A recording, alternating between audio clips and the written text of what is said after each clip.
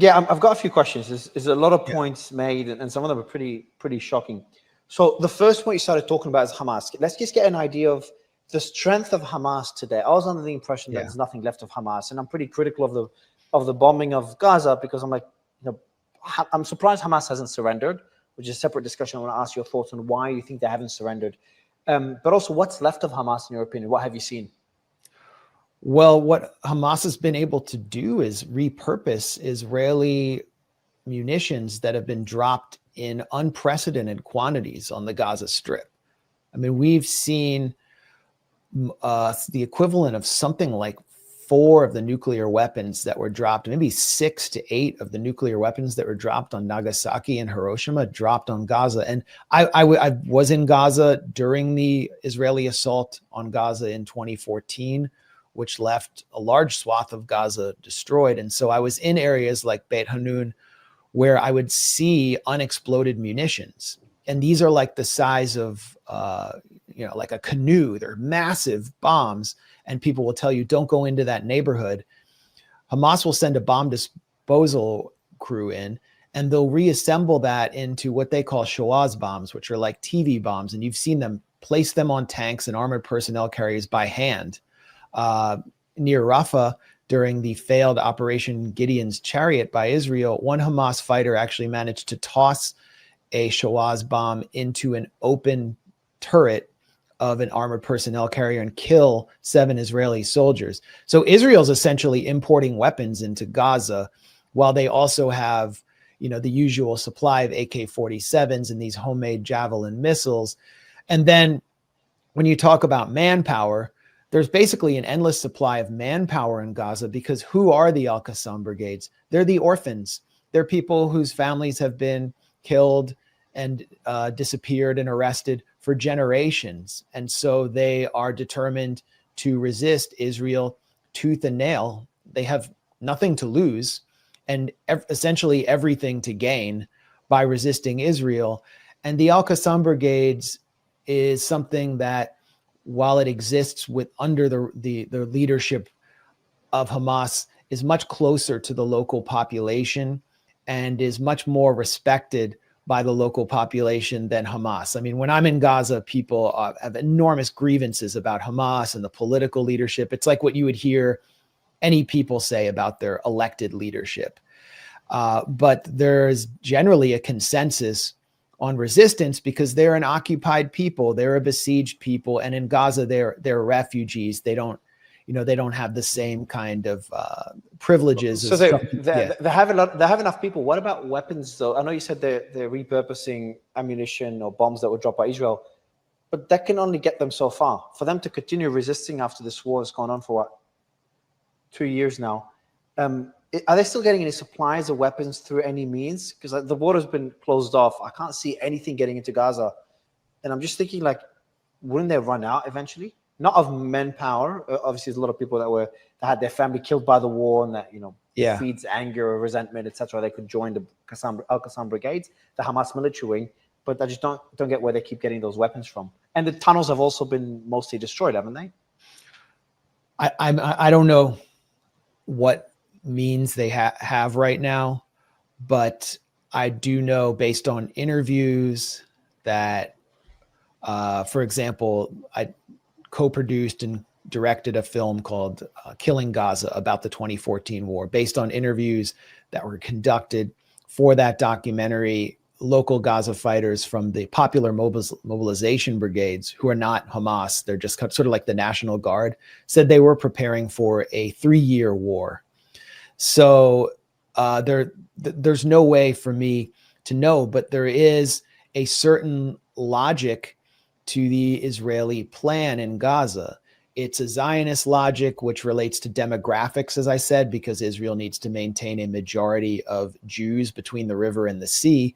But there's also a military logic to it, which is that they believe the population will continue to resist it as long as it's physically there. So they're actually removing the population. It's mass ethnic cleansing in order to stamp out all resistance. And we're seeing this all across the region. I mean, we're seeing Israeli officials go on Israeli media and talk about forcibly moving 400,000 Lebanese people north of the Litani River because they see that entire population, which is mostly Shia, as a base of resistance. So Israel sees the population as a whole as a gigantic problem. And so I think that kind of trumps any discussion about military capacity. They even have a doctrine for attacking the population called the Dahiya Doctrine, which was pioneered under their former northern commander, Gadi Eisenkot, in the 2006 assault on Lebanon. And it's named for the Shia neighborhood in Beirut that was leveled by Israel. The idea is we level and destroy the entire civilian neighborhood in order to demoralize them to the point where they stop supporting the leadership that will resist us. So that is ongoing, and that's the Israeli military strategy. They're not really fighting traditional counter. It's a doctrine. Counterinsurgency.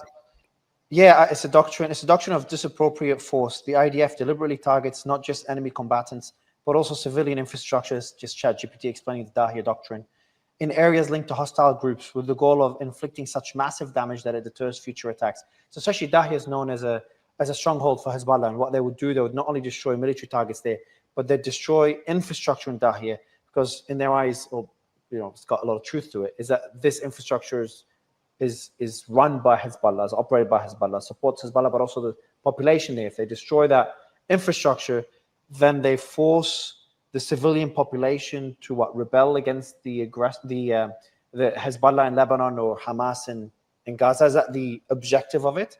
That's the logic of it, and it's an incorrect logic. Israel thought it could employ this to some degree in Iran, and what wound up happening was the Iranian population, much of it which disagrees with the revolutionary leadership there, the Islamic Republic, rallied around the flag and became more nationalistic because they're seeing their neighbors' homes go up in flames. That's what's happened over the years in Gaza. It's what happened in Lebanon, especially since Hezbollah managed to kick the Israeli occupation army out in 2006, I think. Well, in 2000, they kicked them out. And then 2006 was the second Lebanon war. And then in the most recent assault on Lebanon, which continues right now, Israel has violated the ceasefire with Hezbollah thousands of times. That's part of a separate strategy.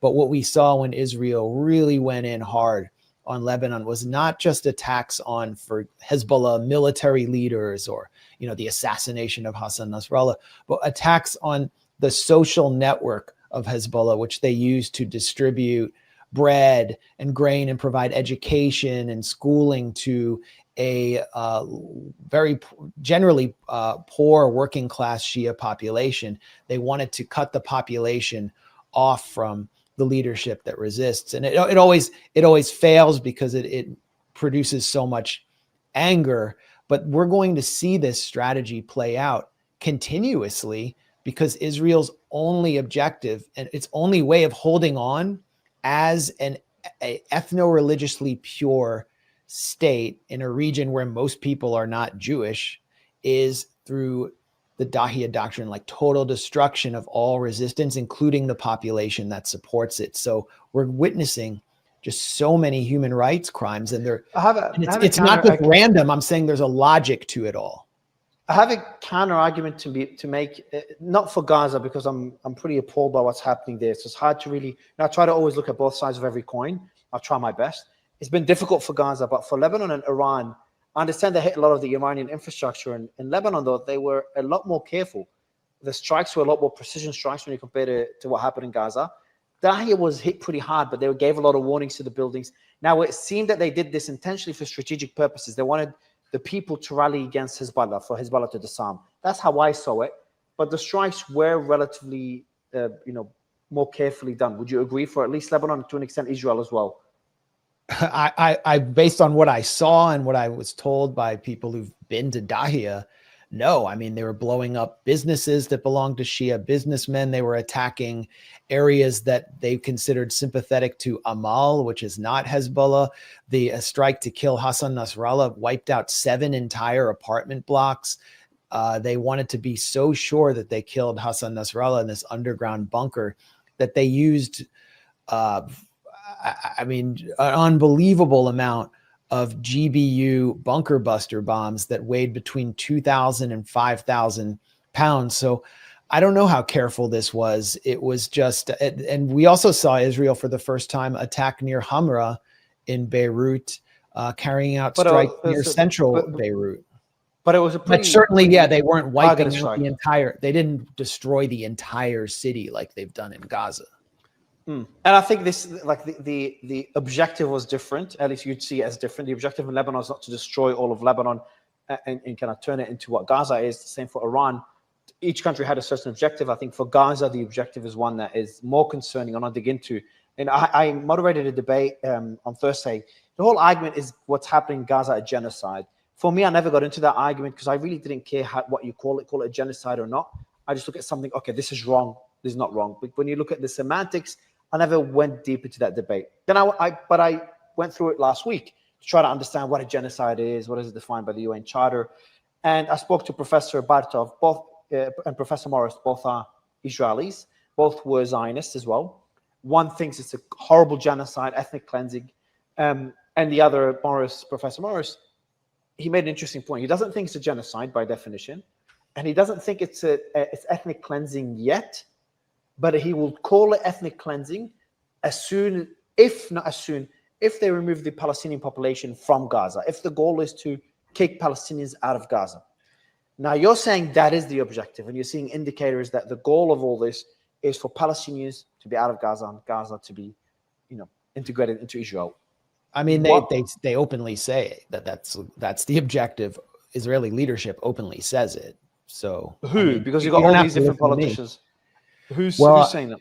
I can point to like Amichai Eliyahu, the heritage minister, calling for dropping a nuclear bomb on Gaza to turn Gaza Jewish. But let's not listen to the fanatics that essentially are the linchpin of Netanyahu's coalition. Bezalel Smotrich, the finance minister, has openly called for driving out as many people in Gaza and settling Gaza's north with Jews.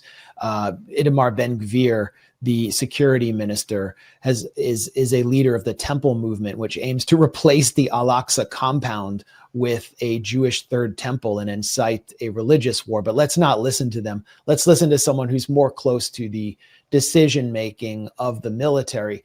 That would be Aharon Haliva, who is the head of military intelligence for the entire Israeli military, Amman.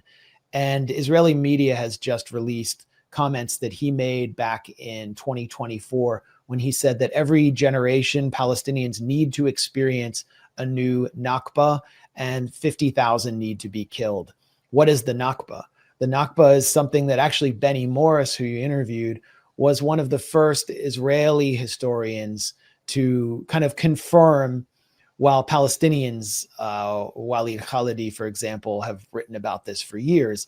The Nakba was the ethnic cleansing or forced removal of 750,000 indigenous Palestinians in 1948 in order to establish a Jewish state. And Benny Morris, actually, during the Second Intifada, came out and said the problem with the Nakba was not that it happened. The problem was that it was not more comprehensive because we failed to consolidate ourselves as an ethno-religiously pure Jewish state. And you can ask him about this statement and he'll repeat what I said. So he broke with the other kind of critical revisionist historians and said, we need to do more. And that's what Israel's doing. It's trying to finish 1948 with what is for Palestinians a new Nakba, which is why there's this global rebellion against it, because for so many people around the world, it just seems inhuman. It seems unnatural to witness a nation being destroyed and people being driven out of their homes to nowhere. And if I can make a quick point about Lebanon and what's happening there, because I know you interviewed Tom Barak, who's the U.S. envoy, and I think we could be witnessing more destruction in Lebanon ahead. Certainly, a new war with Iran is inevitable because I said Israel cannot secure its existence as a self-proclaimed Jewish state without crushing all resistance in the region, which means war, war, and war. In Lebanon, Tom Barak has said that Hezbollah doesn't represent, or it was his assistant, Morgan Ortagus, a Lebanese convert to Judaism who said that Hezbollah doesn't represent the Lebanese people. Now, it doesn't matter what you think about Hezbollah. This isn't a comment on whether they're good or bad. But in parliamentary elections, Hezbollah and the allied group Amal win more votes by far than the group that the United States is trying to back, Lebanese Forces, which is the more pro-Western, pro-US, anti-Shia organization. Like three times more. Yeah. Yep. So like what they're trying to do is dislodge a popular group. And the only way to do it is by attacking and destroying the civilian population. And what the US ambassador in Lebanon said under Biden in a meeting with Lebanese forces, this was actually reported by the Lebanese paper Al-Akhbar, was you have to get out and get aggressive against Hezbollah. And I think right now the US agenda, and which is one hand with the Israeli agenda, is to ignite a civil war in Lebanon to force Hezbollah and Amal to fight against the Lebanese army and the anti-Shia force, the anti-Iran forces. And that's why they're pushing disarmament of Hezbollah. Can we go back and forth on this one? I disagree on this one, so it's going to be a good discussion. So when I spoke to Tom, he said, so I asked him a question, because I was split on whether Israel's incentives to have instability in countries like Syria and Lebanon to keep, neighbors weak, or to have stability and allow for economic prosperity for both countries. So I was split on this. I was kind of leaning more to instability, especially after the strike, when the Druze and the government forces or the government allied forces were fighting in northern Syria. The IDF struck the headquarters in Damascus. And then obviously in Lebanon, they continue to strike Hezbollah targets. So I was worried that Israel is seeking to destabilize or keep the region unstable. But then I spoke to Tom. He's like, look, I can promise you one thing. Israel wants stability. They, especially after October 7th, their mindset has changed. They want Hezbollah, which, to be fair, Hezbollah started attacking Israel first after October 7th. They want Hezbollah to disarm because Hezbollah is seen as an enemy to Israel, rightly so. And they, I think there was an article came out a few days ago, or report that the Syrian president, which I'm hoping to interview soon, the Syrian president and Israel or Netanyahu spoke, and they're not normalizing relations, but they have at least some sort of middle ground where they're going to keep the buffer zone, no military presence in that buffer zone between Syria and Israel, and have Israeli forces pull out of Syria. Do you strongly disagree with that view? Or do you think there could be some truth to it? You just need to see more indicators pointing to that. And I'd love to get your perspective on it. Well, first of all, Tom Barak, in interviews with the Arab media, proved that he knew very little and had a superficial understanding of Lebanon. He didn't even know when Hezbollah was founded. He claimed that Hezbollah, in one interview, was founded in the 1970s. And the reality is that Hezbollah did not come into existence until Israel invaded Lebanon